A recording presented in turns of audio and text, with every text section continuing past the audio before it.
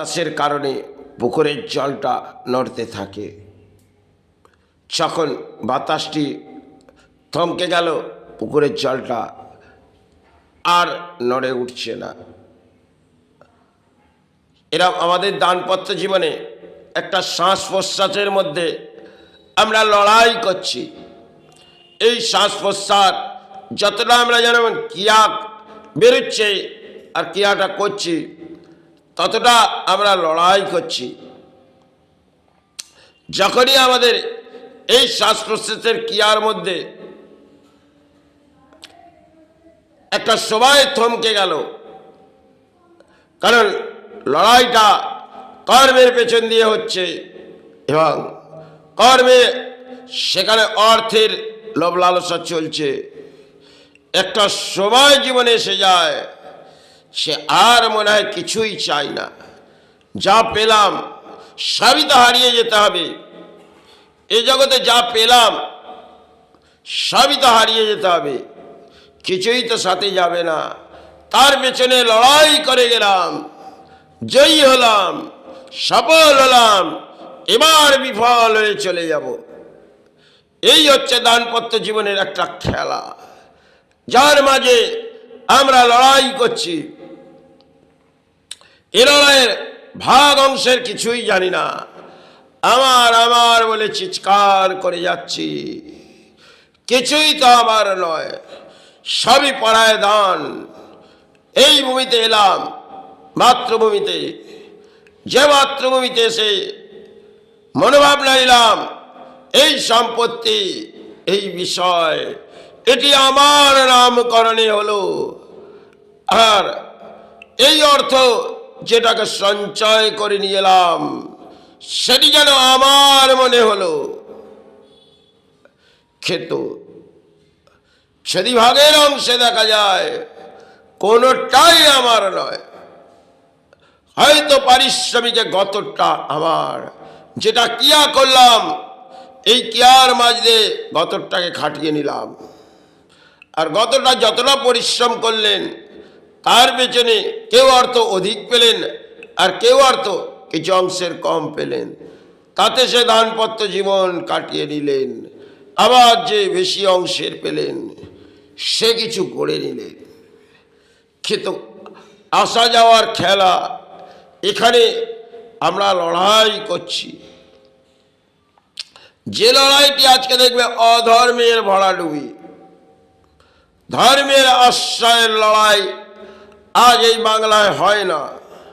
কেন একটা সময় যারা বলেছিলেন তারা কিন্তু সত্যটাকেই ব্যাখ্যা দিয়েছিলেন, আর সেই সত্য সমাজ চাপা দিয়ে দিয়েছে। কেন সমাজ জানে এর মধ্যে কিছুই নেই। যারা সে সময় বলে গেলেন তারা কিন্তু ব্রহ্মত্ব জ্ঞান নিয়ে সমাজকে জাগিয়েছিলেন যে দেখো, যার পেছনে লড়াই করছো সে তো পরায় দান, আর তুমি কাকে আমার বলছো? তোমার যে দেহর মধ্যে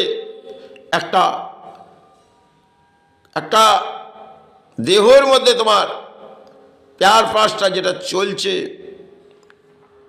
যে কোনো সময় যখন তোমার লোকেশন হয়ে যাবে, এ তো তোমার কিছু নয়। তোমার একটা শ্বাস প্রশ্বাস ক্রিয়ার মধ্যে ভেবে দেখো, কিছু কিছু দান আছে তাই তুমি ক্রিয়াটা করছো। আর যখনই তোমার ক্রিয়াটি বন্ধ হয়ে যাবে তখন জানবে তোমার আর কিছুই নেই। নেই মাই জগৎ, আছে আছে কিছুই তো নেই। সবই ফেলে রেখে হয়তো যেতে হবে। তার পেছনে আমার বললাম, এ আমার বললাম। একটা দেবদেবী নিয়ে এসে সেখানেও যখন আমরা পুজো করছি, সেটাকেও আমার মাতৃ, আমার মাতৃ, তিনি তো জগৎ করুণাময়ী, যার উপায় নিয়ে আমরা সর্বপ্রাণীর সাহারা নিচ্ছি। সে কিন্তু প্রকৃতির সন্তানকে সাহারা দিচ্ছে, আর প্রকৃতির সন্তানকে সে একটা সময় সে চরণে নিয়ে নেয়, তাকে আমরা ভাগ করে নিয়েছি, তাকে আমরা অংশের ভাগে নিয়েছি। তাহলে একটা বসস্থানে দেখবেন একটা মূর্তি নিয়ে এলাম